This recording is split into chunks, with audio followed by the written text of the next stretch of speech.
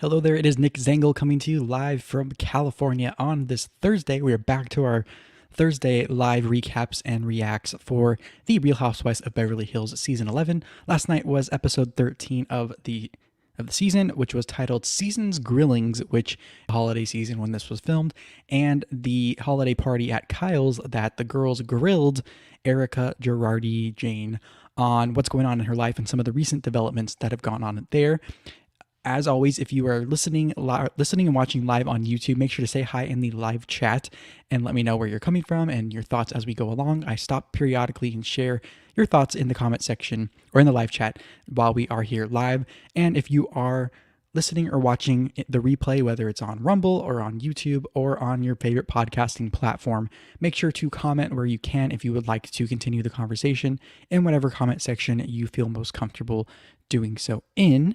And with that said, let's jump right into the beginning of this episode, and I will stop periodically and check the live chat, and let's just get started. So, episode 13, Block A, starts off with picking up where we left off last episode, where Sutton was basically sharing some of the alarm bells that were going off in her head and some of the red flags everywhere after the La Quinta trip that we saw the last couple of weeks, where Erika opened up more to the girls about what is going on in her life and some of the past stories she shed a little more light on in this new context.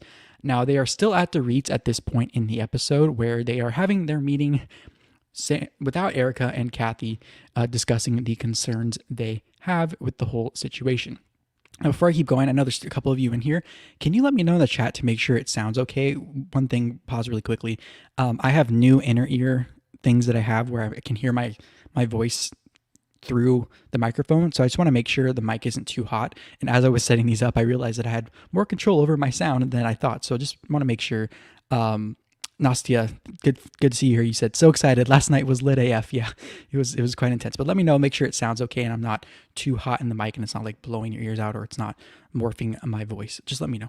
But anyways, I will keep going. But Sutton then says she is concerned about what they, as a group of friends to Erika, are getting themselves into by being associated with her, because she doesn't know how much she wants, and she says this, she doesn't know how much she wants to be around her friend at this time. And so she justifies this by saying she is not being a fair weather friend by saying this. She is just protecting herself. Now, I personally can see where Sutton is coming from on this, but I wonder if the cameras were not around, would Sutton feel the same way? And that also begs the question, would Sutton and Erika be friends, or any of them to that fact, be friends if they were not on an ensemble reality TV show cast together? So Sutton continues to say she doesn't want her name associated with what is going on with Tom, Erika's ex, and the scandals regarding the victims he allegedly took settlement money from to fund their lavish lifestyle. Now, Sutton also shares how she is on the boards of some ballets and some museums and some charities, and so being associated with her could potentially jeopardize her association with these organizations and her status in society, which she clearly has is proud of and proud of how she built it. So if Erika is proven to be part of this and all these things proven to be true, I can understand why Sutton would think that way, and I don't blame her. But most of the girls actually hear Sutton and they sort of agree with her at this point, besides Lisa Rinna, who is saying she doesn't care about those things.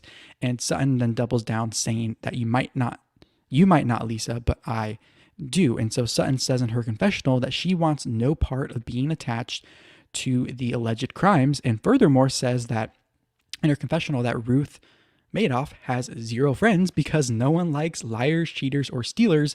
And Lisa Rinna then asks Sutton in front of the girls, what if she's innocent? And Sutton very, very confidently says that I'm going to eat crow because I'm not going to deny it if she is proven innocent. And everyone basically says, fair enough. So in Lisa Rinna's confessional, though, she is questioning why Sutton is making it about herself and says, quote, princesses worry about the reputations, queens don't.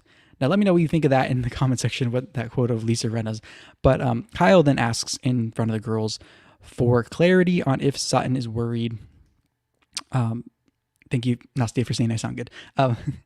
For about the reputation of or the legalities of this. And Sutton says to Kyle, I'm worried about both. And then Dorit and Kyle both share how they sought a legal opinion for clarity on the situation.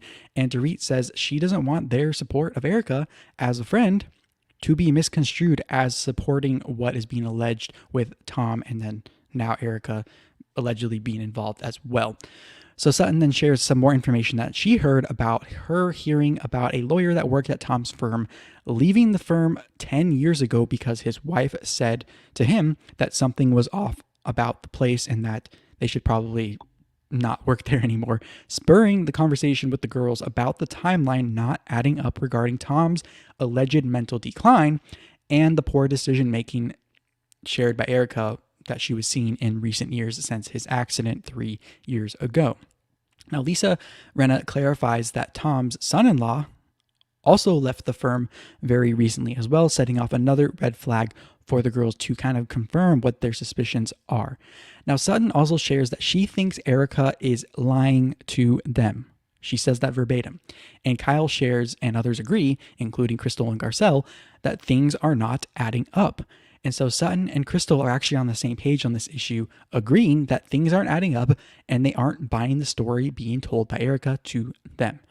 Now, Sutton goes even further, saying Erika and Tom's lawyers' stories are similar, and Sutton thinks Erika is talking to Tom's lawyers, contrary to what Erika wants us to believe and what she has been saying, besides what she mentioned a few episodes ago when they were on their hike about her having to tell Tom's lawyers for him to not contact her anymore.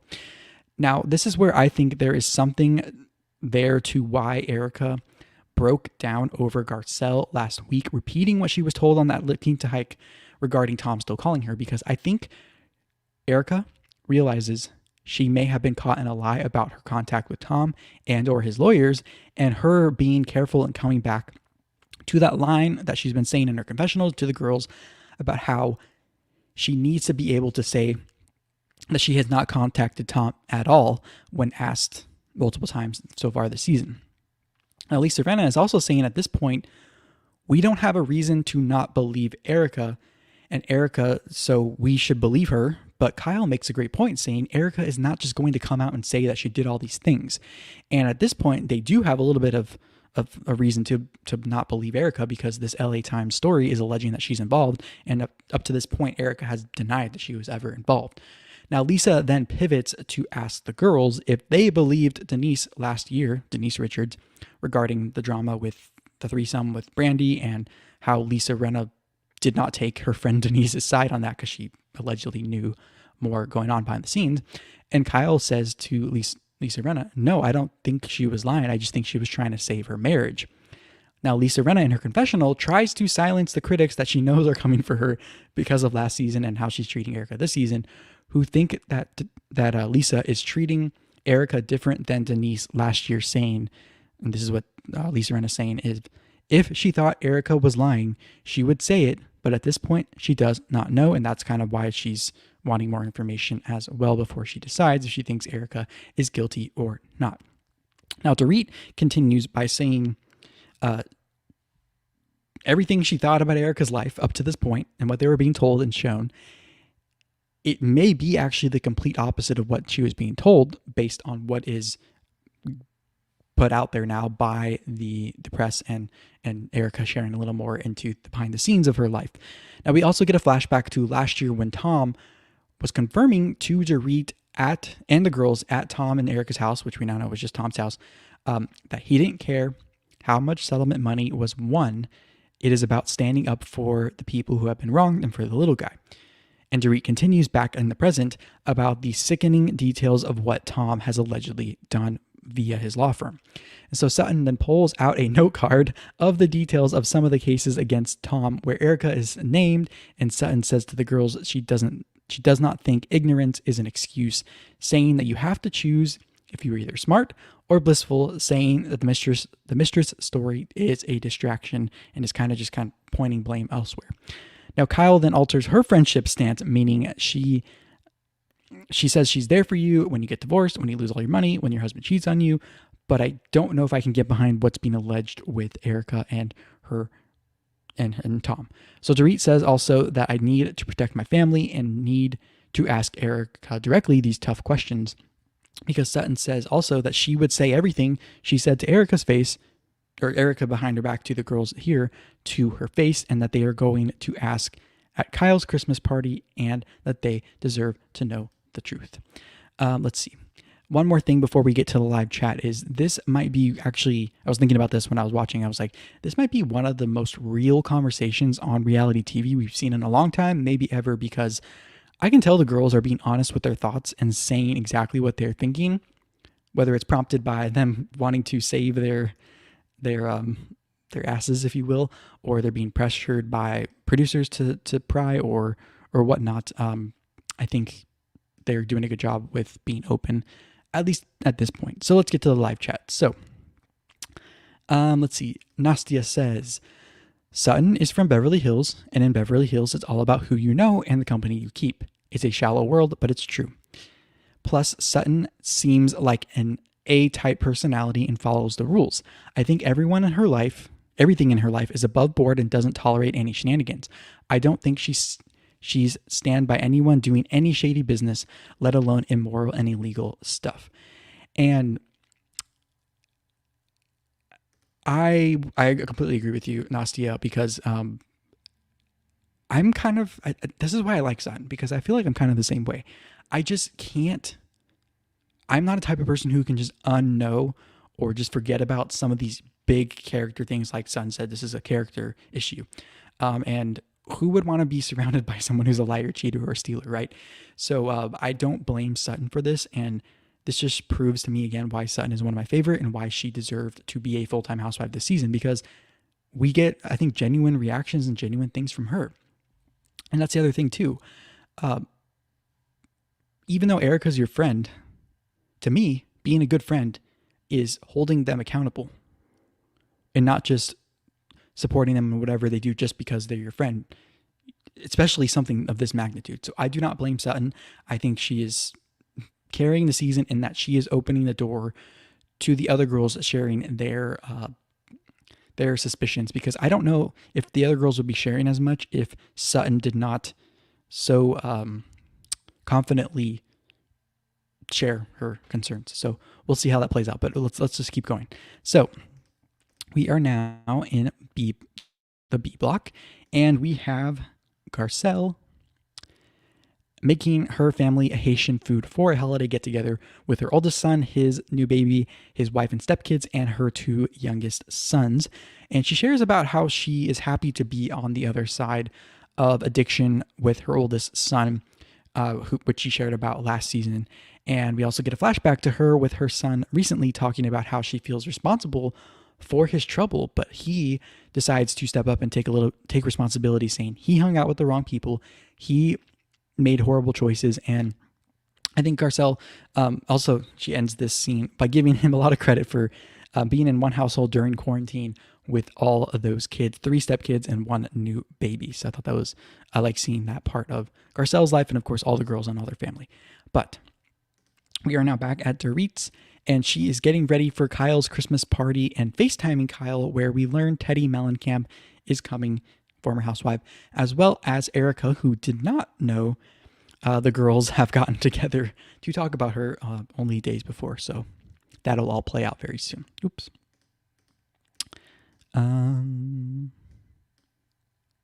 Let's make sure everything's good. Hold on.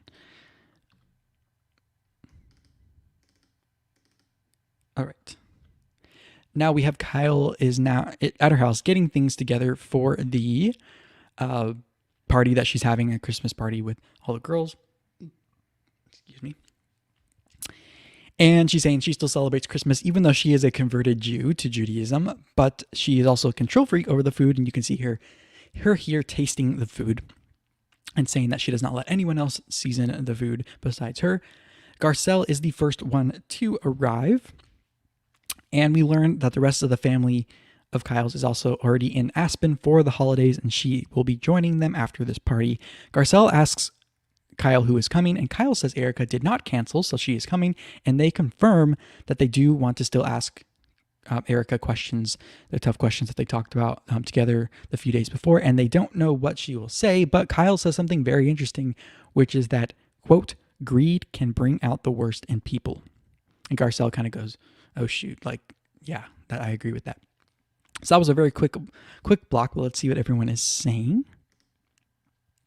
Nastia says, I used to think Sutton was weak. She's not perfect, but she's strong where it's important. Team Sutton. I agree, and I will touch on that a little bit later, some of the things that I relate to with Sutton more when she's at the dinner table, but I completely agree. I think I'll save the rest of my thoughts, but she's definitely found her voice in the group, and we'll get to that later, but let's keep going. So the C block is where we start, and the other girls are now showing up. And Teddy arrives without her baby bump because we saw her last as pregnant. Lisa Rinna arrives with a new wig that she named Heather, which I always thought was, I always thought Lisa Rinna's signature hair was real for some reason. But then thinking about it now, I'm like, it would make sense if it was a wig because it looks too consistent. Even as a dude, I know like every day is not the same hair day. You can see it on my channel when I go live multiple days in a row. It's like, it looks different every day. But Dorit arrives but can't open the door. Kathy arrives as well, and she says she is about to have a gorilla when she's asked how she is.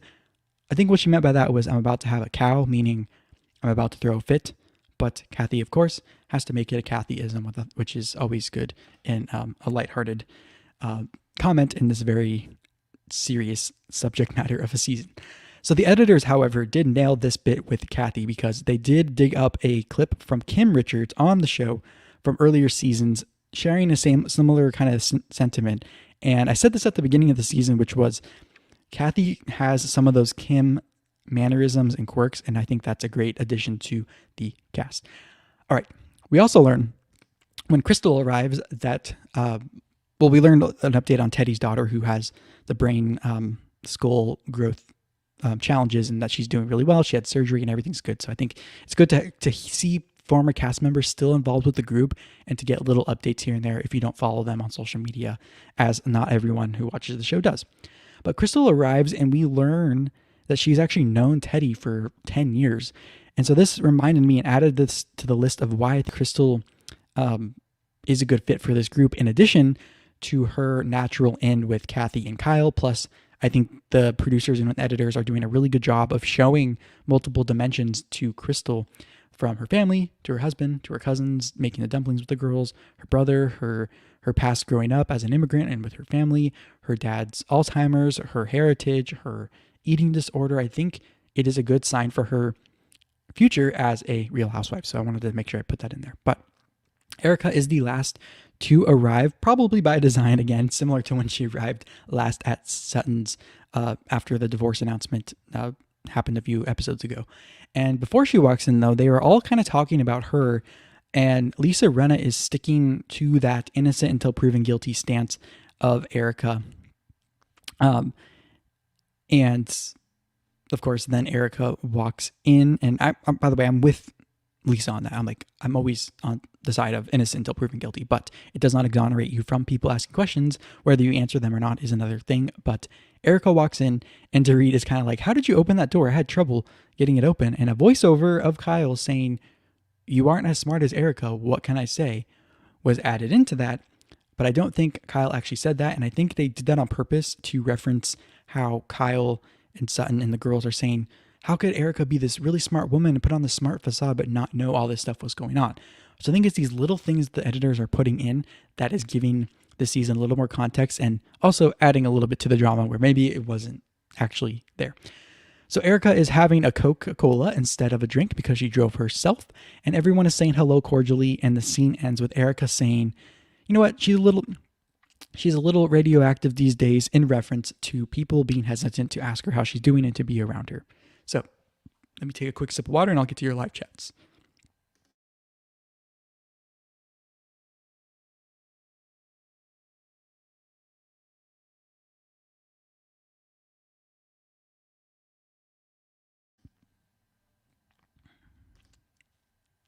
Nastia says, I believe that Lisa Rinna tipped Erika off about the secret meeting. I just don't think Lisa Rinna empathized Dorit or Kyle's role in the discussion, and that's why she was caught off guard. That that why she was cold to Sutton and Garcelle when she first entered. Garcelle's outfit looked like one of those brushes in a car wash. Other than that, loved her on tonight's episode. Yes. Garcelle, this was like, I think her shine was a good episode for her because she was just enough distant and kind of listening, enough involved in sharing her true thoughts, but also sharing her family and sharing her things. But I agree, there's a lot of weird outfits in this season. It seems like they get every Housewives, they have like one, they build up to a season where they're just like, oh, go out of their mind. And I think a lot of the recent Housewives cities have kind of done that. I wonder if it's kind of just sign of the times, and quarantine people just want something entertaining to do or doll themselves up because they don't have anywhere to go. I don't know. But thank you for that live chat. So let's go to the D block. So everyone is taking their drinks and going to the other room while dinner is finishing being ready, and they are spread out social distance. So Garcelle is asked by Sutton on one end of the seating is if she said hello to Erika, who is now on the other end of the seating arrangement. And of course they say yes, but it was a quick thing and whatnot. But we get a quick reminder of the blow up from the last couple of weeks between Erika and Garcelle, and everyone now is dishing up their food and getting seated after Kyle is with Erika dishing up their food, saying that, reminding her again that she's not only here for the good times, she's here for the bad, and they kind of exchange a mutual agreement that they are still friends. So Dorit, so we're at the table, and Dorit is kind of scolded by Kyle about her plate of food, saying, well, why didn't you get mashed potatoes and stuffing? But anyways, the girl toast to a better 2021 than 2020, and Erika shares, at least she is healthy according to her doctor, and everyone is asking Erika how she is doing as more things come out. And Erika says there will be more coming out and that she's taking it day by day and trying to just deal with it. And Dorit says, yeah, it does feel kind of like the beginning, and you must be blindsided by everything that's coming out. This is where Sutton steps in.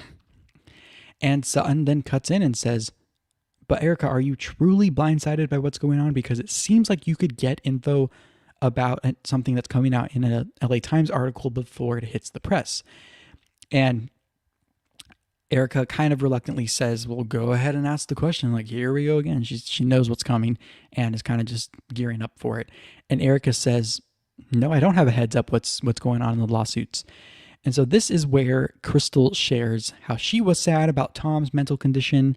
Erika shared with her in La Quinta, so it was confusing when all this other stuff came out. Sutton then presses Erika about the timeline, and Erika tries to shut it down by saying basically she's not answering anyone's questions, but Dorit said, no one is really looking to pry into things, but Garcelle quickly corrects Dorit and calls her out, saying, that's not what you said the other night. So Dorit kind of explains, okay, we met the other night and we were all talking and we all had concerns prompted by Sutton. And that's where we go into a more deep conversation. But that's the end of the block. So I want to make sure everything is good in the chat.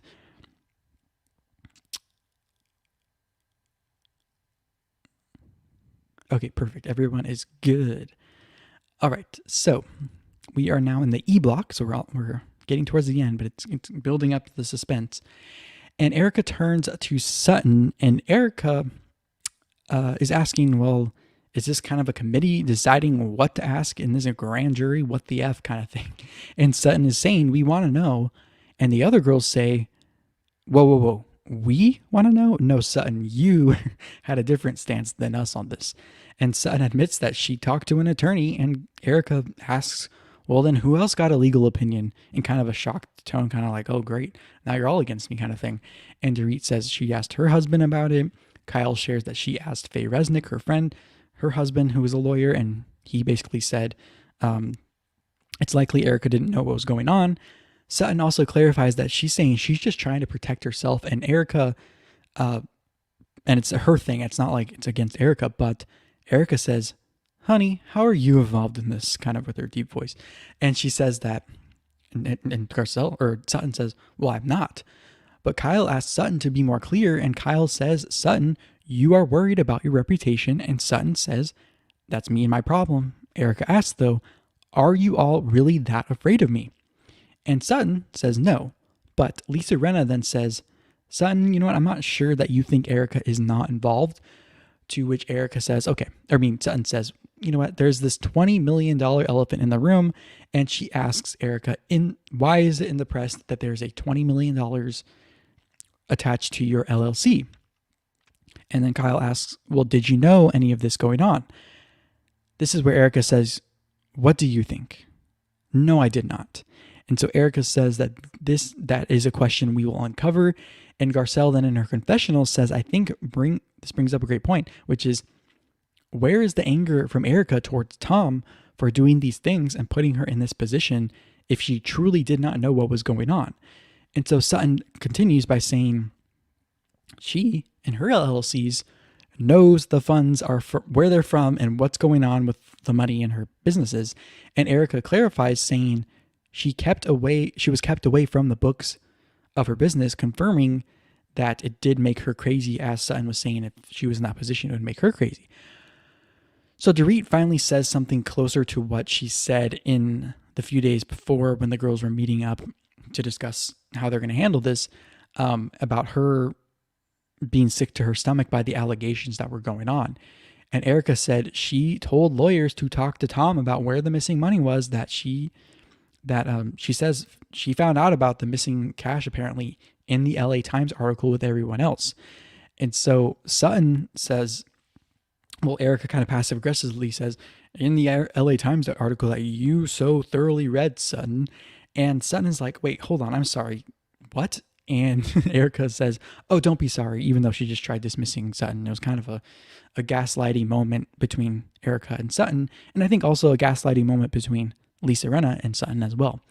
And so Erika says no one knows the answers but Tom, to which Rinna says, where did the money go? How does it all disappear? Erika and Lisa basically say, we don't know.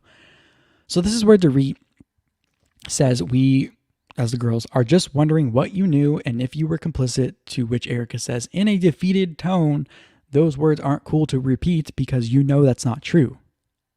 Dorit then says, well, I certainly don't think you are guilty, to which Sutton says, rightfully so. Well, where did Dorit's backbone go? Because only a few days ago, you were saying pretty much what I just said, and Sutton is kind of mad, too, in her confessional at some of the girls for softening their tone more than Sutton to Erika's face, leaving Sutton sort of kind of stranded on her own. And so this is where Teddy speaks up and asks, why is everyone making this about themselves? That's the problem. This is about Erika.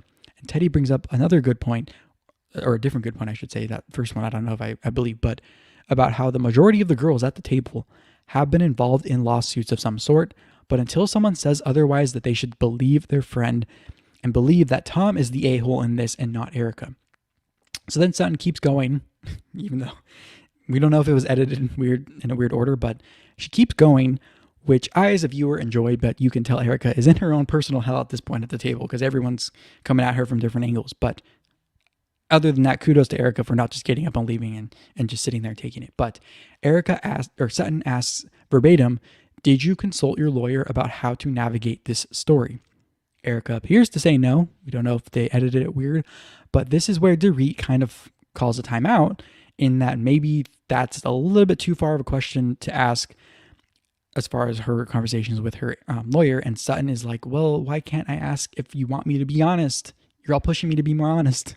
And so Garcelle then calls out Dorit in her confessional on her two-facedness, and to Erika's face, shares about her sister, Garcelle, being a victim of not being awarded funds for a botched surgery of hers as well, and that if Tom did in fact do these things, then F Tom.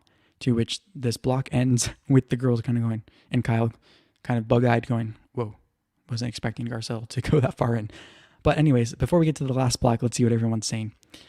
Let's see.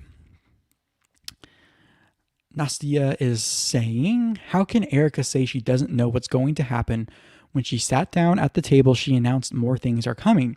She says one thing and then immediately turns around and says another. Why doesn't Lisa Rinna also call out Dorit and Kyle's change in tune when she called out Sutton? They were much bigger offenders than Sutton. She's nauseating. Teddy, go home.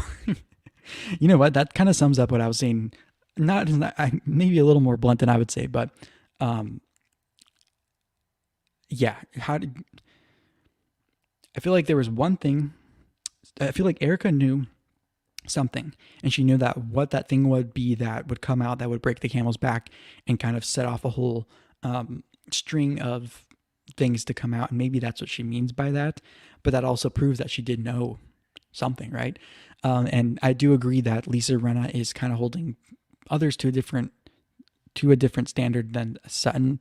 It might go back to that whole thing of loyalty and who's been friends with who longer, and kind of maybe that they aren't all on the same page as we thought only at the beginning of the episode.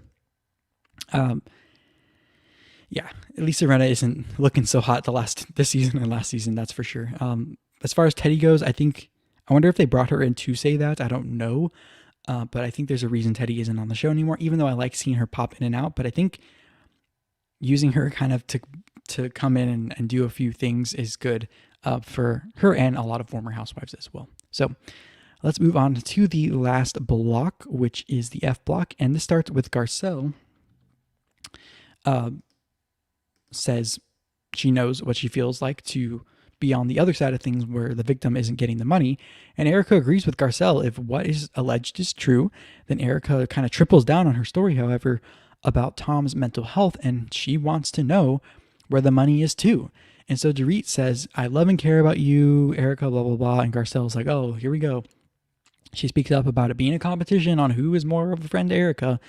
And they all kind of agree that it is about the victims first.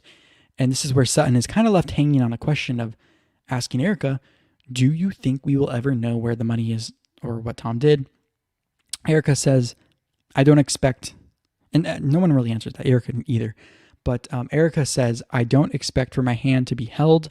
I appreciate the support from you all, but I understand if you want to keep your distance right now. And in her confessional, Erika says that she is putting one foot in front of the other and trying to not let her emotions get the best of her because it won't help her situation.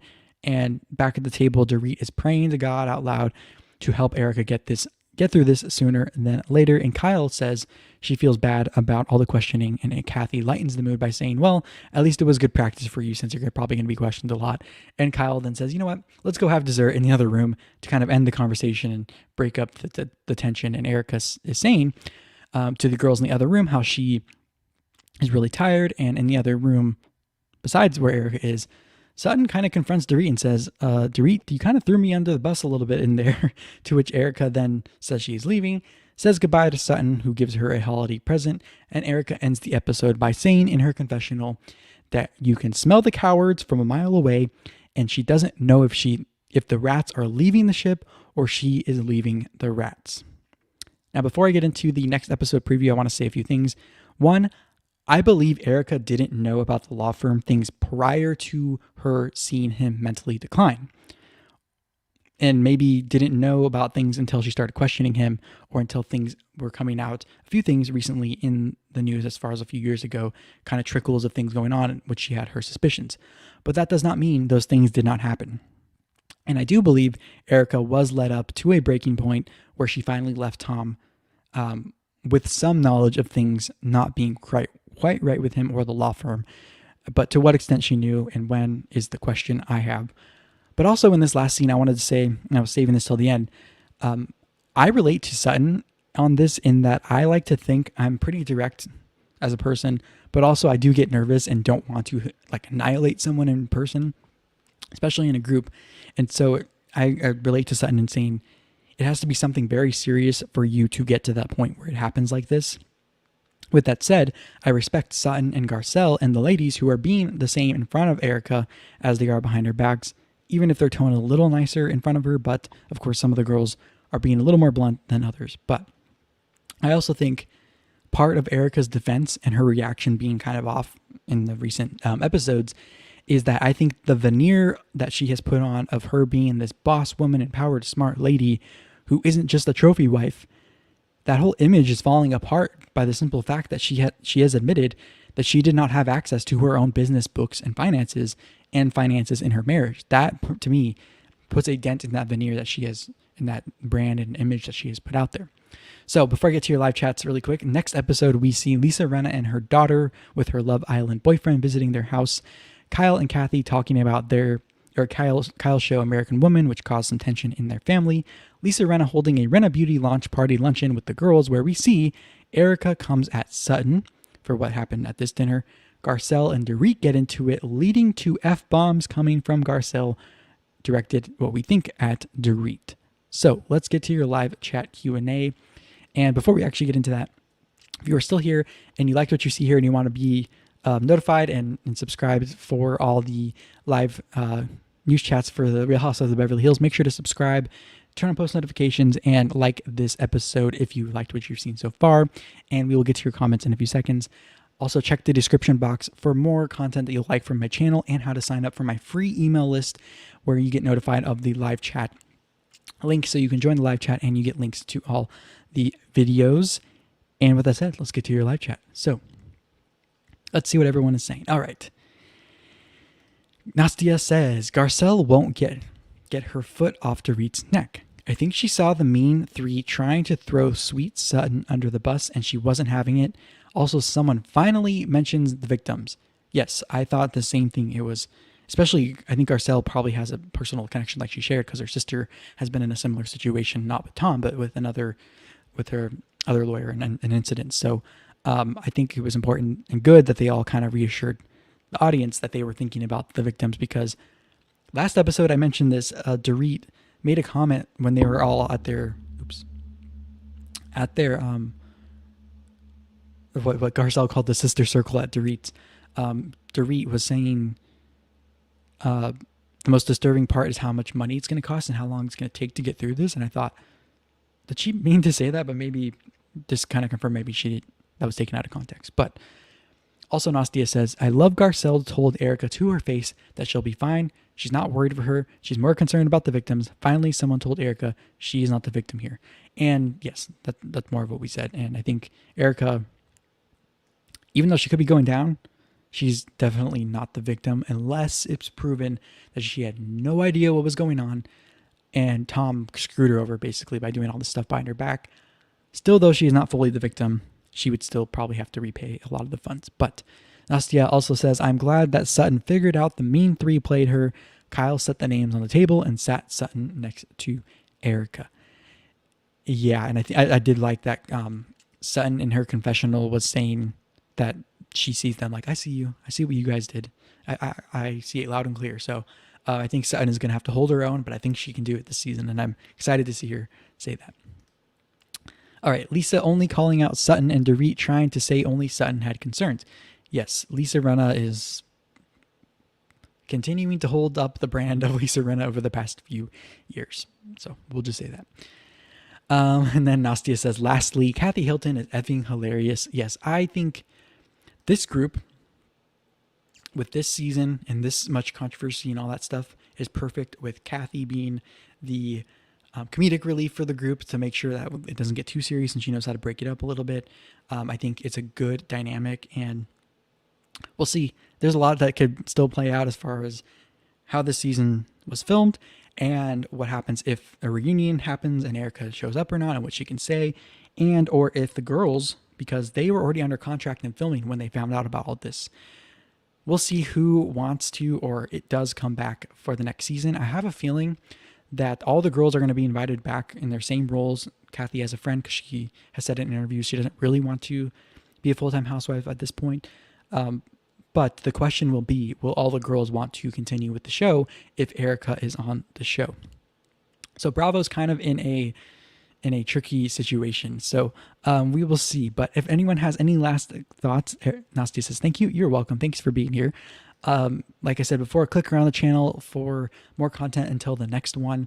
Next Thursday, I'm hoping, as long as there's no scheduling weirdness with the episode and being able to rewatch it, because I watch it 3 times before I do these, one as a viewer, one as a recapper, one with my reaction and these clips or these screenshots. Then come back next Thursday and I'll have other videos with my other topics I cover on my channel in the meantime. With that said, thank you so much, and I will talk to you in the next one and in the main comment section. Bye-bye.